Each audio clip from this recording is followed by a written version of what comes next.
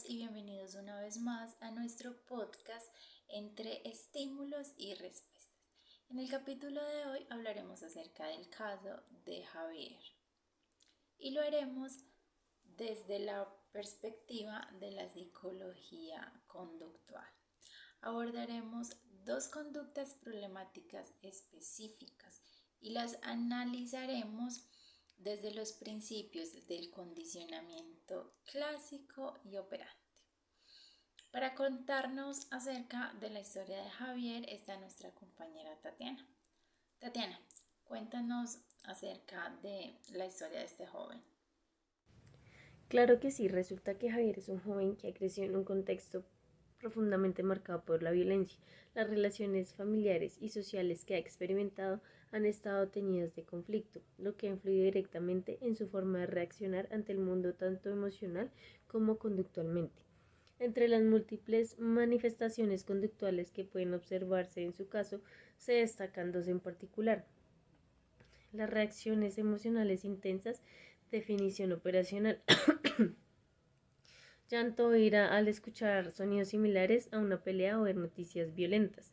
Y aislamiento social, que es el rechazo sistemático a invitaciones a eventos o reuniones sociales, eligiendo permanecer, quedarse en casa.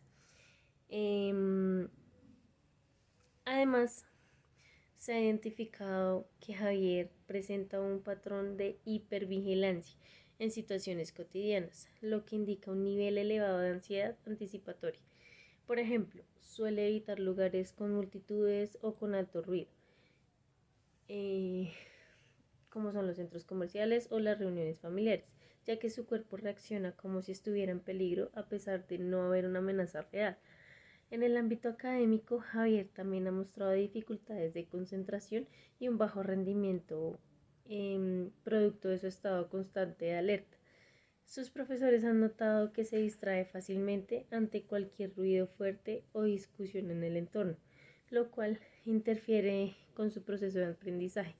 Otro aspecto importante en su historia es que Javier ha desarrollado una desconfianza generalizada hacia los adultos, en particularmente figuras de autoridad debido a experiencias de maltrato que tuvo anteriormente. Esta desconfianza se manifiesta en su lenguaje corporal. Eh,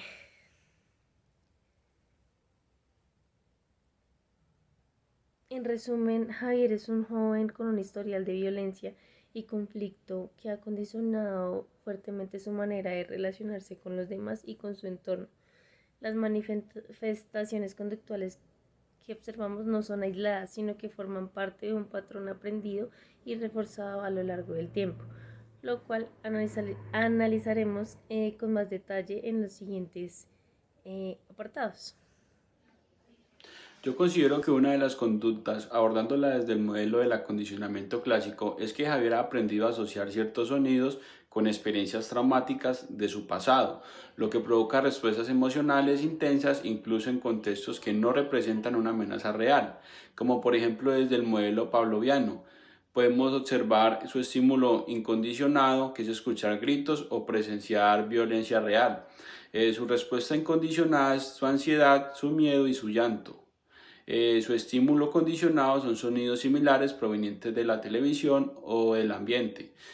Su respuesta condicionada es la ansiedad, el llanto frente a estos sonidos. Esto refleja como un estímulo inicialmente neutro que puede adquirir un fuerte valor emocional cuando se asocia repetidamente con una experiencia negativa. En el 2019 explican que este tipo de aprendizaje asociado puede explicar muchas reacciones emocionales que parecen desproporcionadas en el presente, pero en su realidad tienen una base comprensible en el pasado.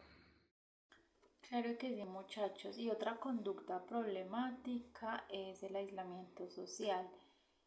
Esta conducta, entendida desde el condicionamiento operante y específicamente en términos de refuerzo negativo, porque cada vez que Javier se niega a asistir a un evento social o rechaza alguna invitación, siente un alivio temporal en su ansiedad social. A través de este análisis funcional hemos podido comprender cómo la historia personal de Javier ha dado forma a sus respuestas actuales. Entender el origen de estas conductas desde una perspectiva conductual no solo nos permite empatizar con su situación, sino pensar en